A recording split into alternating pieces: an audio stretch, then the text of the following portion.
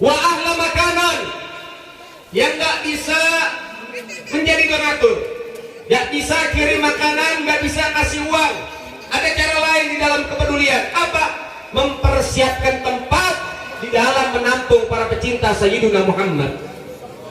Ikut kerja bakti, dia hias kampungnya, dia gelar karpetnya, dia buka pintu-pintu rumahnya untuk menampung para pecinta Rasulullah Sallallahu Alaihi Wasallam. Wa amila ihsanan.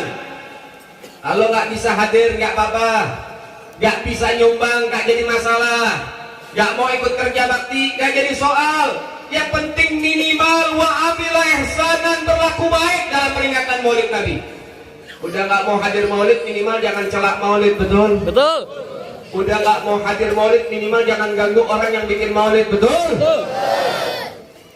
Wa kana sababun ligiraatih, dan adapun mereka sekelompok panitia, orang tua, anak muda, laki, perempuan, semua bersatu dengan sebab mereka, dengan kinerja mereka, dengan usaha mereka, akhirnya ada Maulid di kampung kita. Alhamdulillah.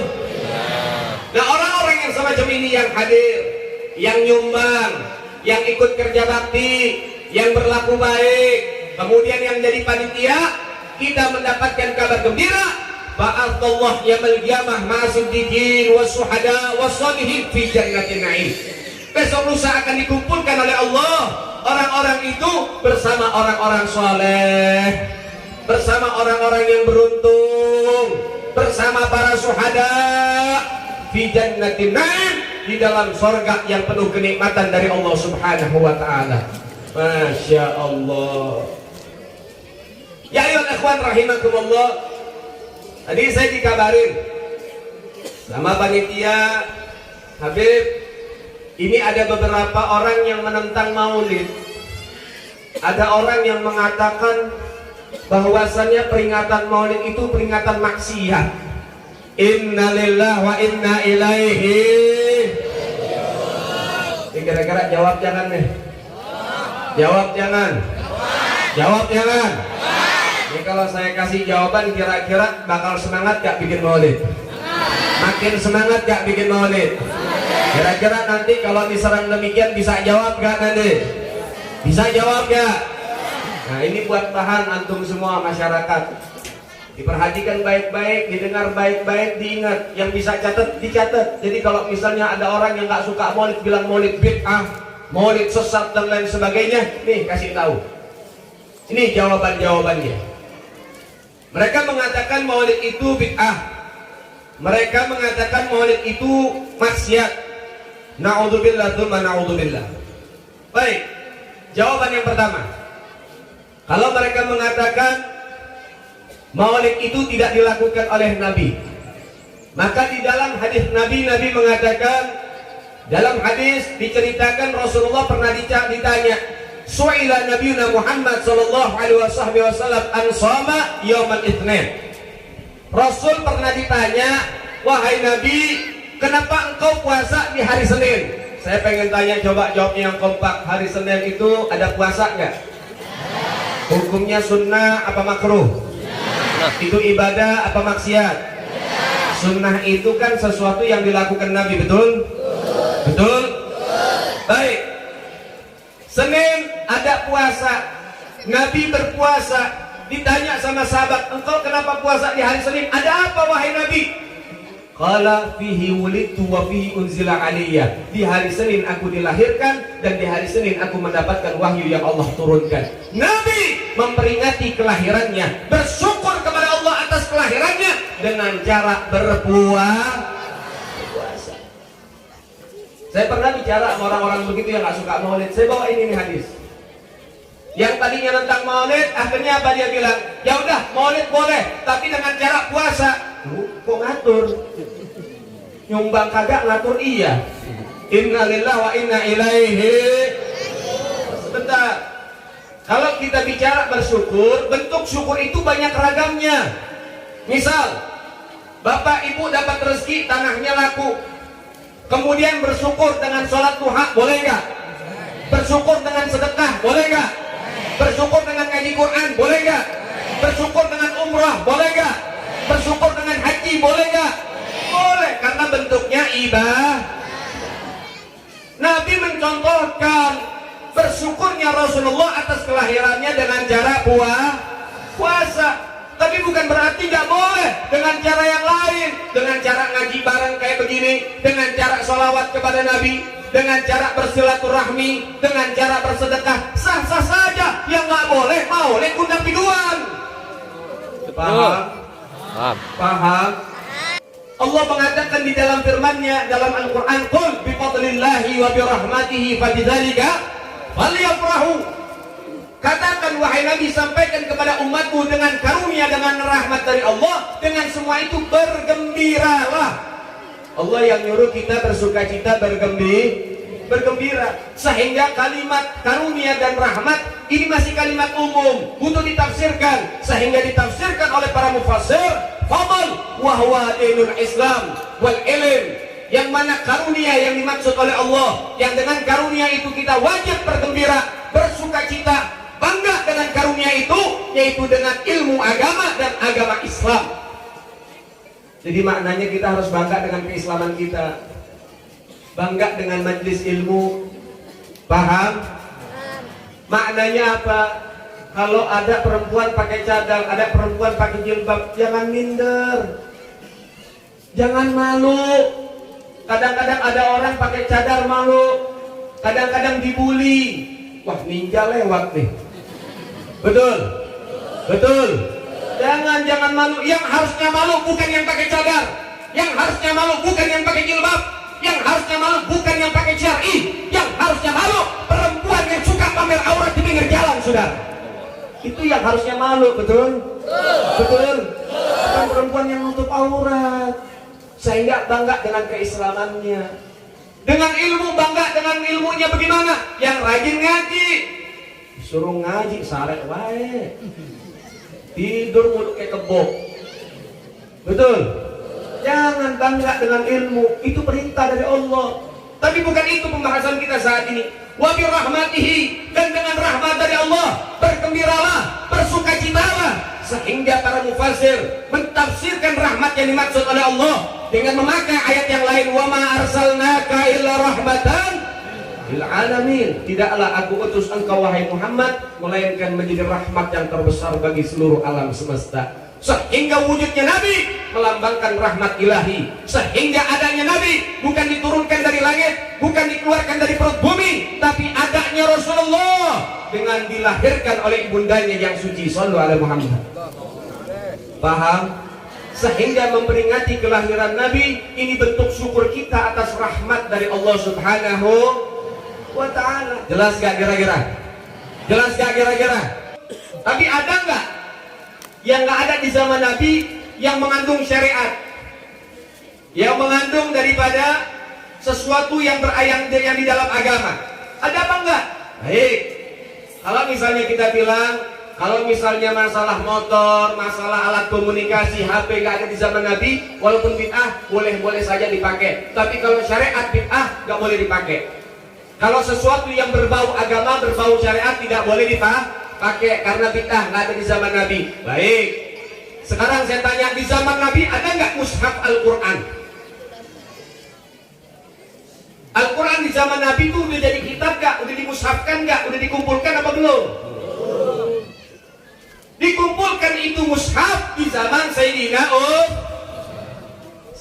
Utsman. Di zaman Nabi yang namanya ayat-ayat Al-Quran masih berupa lembaran, dicatat oleh para sahabat. Dan juga banyak sahabat yang menghafal Al-Quran, dan terjadi peperangan, ada banyak sahabat-sahabat penghafal Quran yang meninggal. Sehingga di zaman Sayyidina Abu Bakar, permintaan Sayyidina Umar untuk mengumpulkan para hafaz, orang-orang yang hafal Quran, untuk menuangkan di dalam lembaran, dijadikan mushaf, dan terrealisasikan, terwujudkan. Akhirnya jadi di zaman Sayyidina Zaman Nabi nggak ada Quran. Zaman Nabi Qurannya masih ditulis di kayu, di kulit onta, kulit kambing.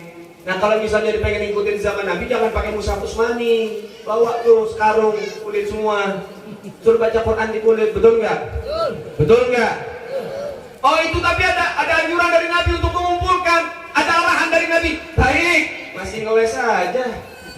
Bang Bajai begitu, mental Bajai. Baik, kalau misalnya demikian, ingat Al-Quran di zaman Nabi dan juga Al-Quran di zaman beberapa sahabat-sahabat tersebut, itu Al-Quran tulisan Arabnya tidak ada titik, tidak ada harokat. Ini biar paham nih. Di zaman Nabi, di zaman para sahabat-sahabat itu, Al-Quran yang ditulis tulisan Arabnya nggak ada titiknya, nggak ada harokat, sehingga nggak bisa dibedakan mana fa, mana qaf. Paham? Mana jim, mana kha, nggak bisa dibedain. Sehingga diadakan titik-titik Al-Quran, dan itu berubah menjadi harokat. Dulu titik Al-Quran itu bukan titik yang membedakan huruf, enggak, tapi titik itu menjadi harokat. Nah, siapa yang menciptakan? Abul Aswad Ad-Du'ali. Abul Aswad Ad-Du'ali, beliau memiliki daripada satu kreativitas sehingga menjadikan Al-Quran bisa ada tandanya, bisa ada harokatnya, dibaca A, I atau U dengan cara menjadikan titik sebagai tanda. Itu zaman Abul Aswad Ad-Du'ali. Rasul sudah wafat. Rasul sudah wafat. Dan diberitakan sama Nabi, kok nggak teriak bid'ah? Kemudian di zaman di zaman Nasr bin Asim, ada satu orang namanya Nasr bin Asim. Nasr bin Asim mengembangkan dengan cara apa? Titik-titiknya diganti garis. Jadi ada A, ada I, ada U, yang kayak domah. Itu yang menciptakan namanya Nasr bin Asim. Paham? Paham? Zaman Nabi nggak ada. Di zaman Nabi nggak ada. Kemudian dikembangkan lagi oleh siapa? Dikembangkan oleh Khalil bin Ahmad.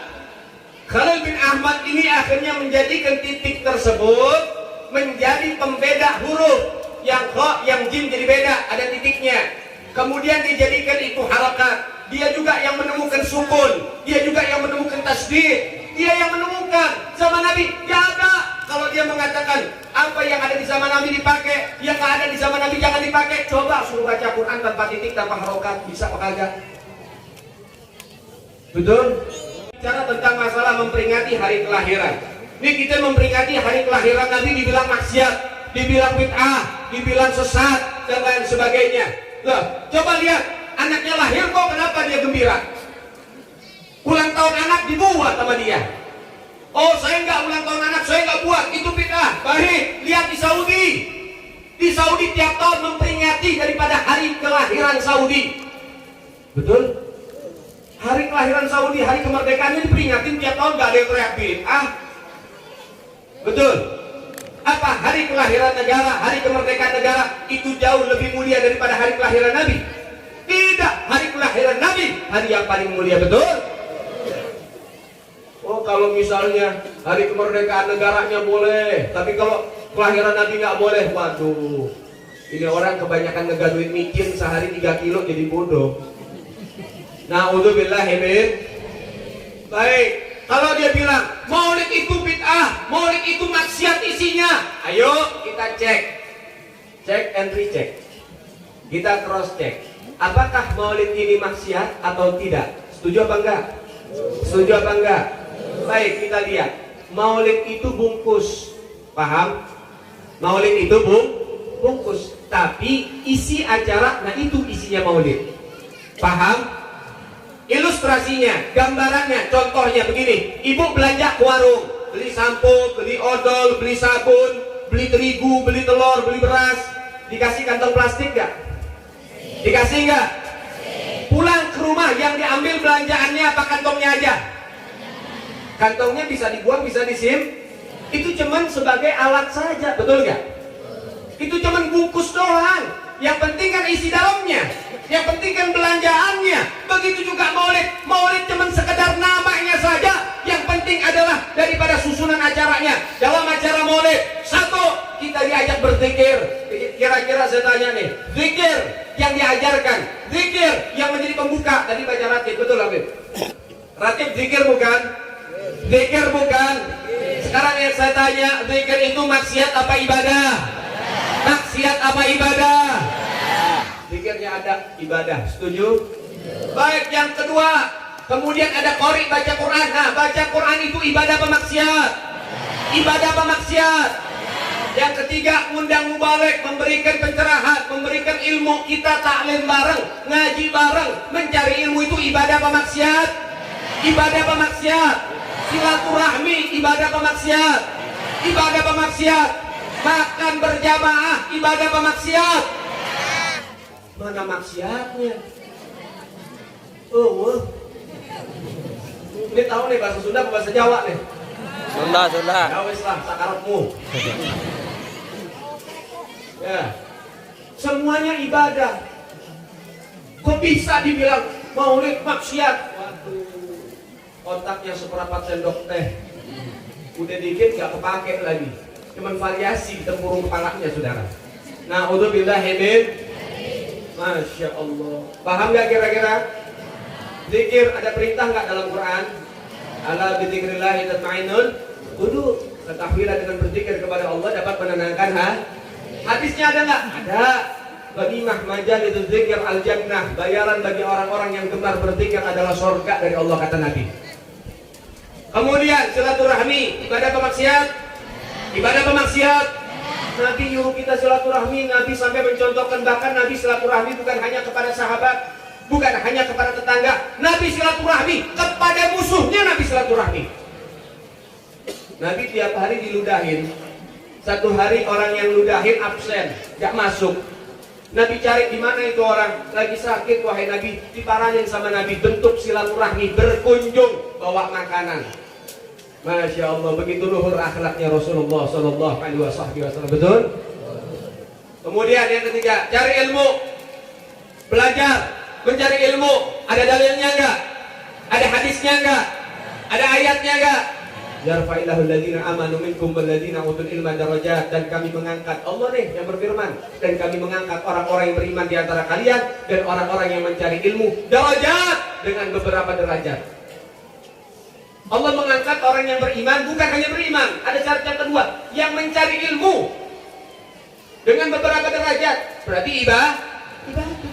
Kemudian Nabi mengatakan, man salaka tariqan yaltamisu fihi ilma, sahalallahu lahu bihi tariqan ila jannah. Siapa orang yang gemar duduk di majelis ilmu, maka Allah Ta'ala akan permudah jalannya masuk ke dalam surga. Talibul ilma faridatun ala kulli muslimin wal muslimat. Menuntut ilmu hukumnya wajib bagi laki-laki dan perempuan dari kalangan umat Islam.